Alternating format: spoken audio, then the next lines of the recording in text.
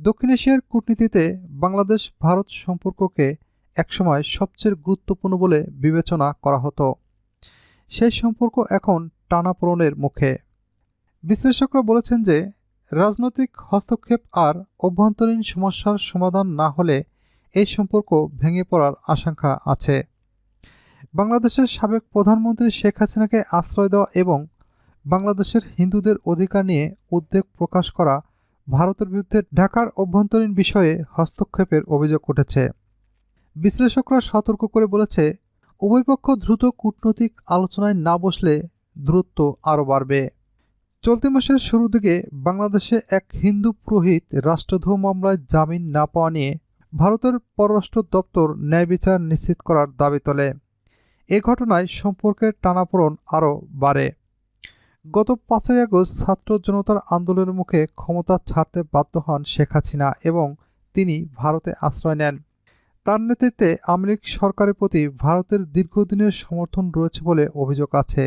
ভারত তাকে আশ্রয় দেওয়ায় এই অভিযোগ আরও দৃঢ় হয়েছে। বাংলাদেশের রাজনীতিতে ভারতের এই ভূমিকাকে হস্তক্ষেপ হিসেবে দেখা হচ্ছে বলে মনে করছেন ঢাকা বিশ্ববিদ্যালয়ের বিশ্ব ধর্ম ও সংস্কৃতি বিভাগের সহযোগী অধ্যাপক শাফি মোহাম্মদ মোস্তফা। তিনি বলেন, ভারতের উচিত বাংলাদেশের সার্বভৌমত্বের প্রতি সম্মান দেখিয়ে সরাসরি রাজনৈতিক হস্তক্ষেপ থেকে বিরত থাকা, একই সঙ্গে গণতান্ত্রিক প্রক্রিয়া ও প্রতিষ্ঠানগুলোকে সমর্থন দেওয়া।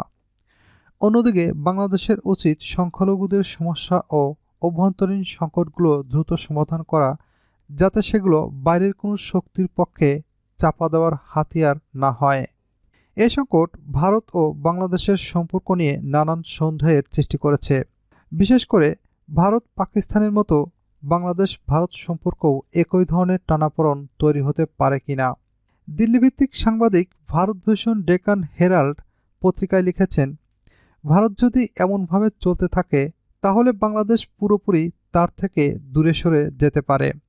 ভারতের কর্মকর্তা নেতাদের উস্কানিমূলক মন্তব্য ও বাংলাদেশের মানুষের প্রতি ভালোবাসা এবং সহানুভূতির অভাবের কথা উল্লেখ করে তিনি বলেন, আজ বাংলাদেশে ভারতের প্রায় কোনো বন্ধু নেই। দীর্ঘদিন ধরে ভারত পাকিস্তান সম্পর্ক বিভাজন ও কাশ্মীরের সীমান্ত সমস্যা নিয়ে উত্তেজনা সৃষ্টি করেছে।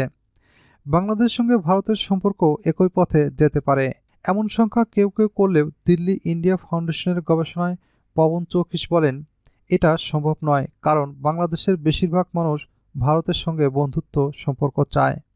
তবে তিনি আরও বলেছেন যে ইউনূস সরকারের উচিত সংখ্যালঘুদের প্রতি দায়িত্ব পালন করা এবং ভারতের উদ্বেগের বিষয়গুলো নিয়ে আলোচনা করা। ভারতও বাংলাদেশের সরকার ও তার কর্মকর্তাদের সঙ্গে যোগাযোগ চালিয়ে যাবে এবং সম্ভবত এটি গোপনে চলছে। বাংলাদেশ এবং ভারত কি একে অপরের প্রতি সন্দেহ দূর করে এবং স্বার্থের দিক মনোযোগ দিয়ে এই সমস্যাগুলো কাটিয়ে উঠতে পারবে? তবে আপাতত এই অঞ্চল দুই প্রতিবেশী দেশের মধ্যে আরও বড় বিপর্যয় থেকে বাঁচার জন্য উদ্বিগ্ন।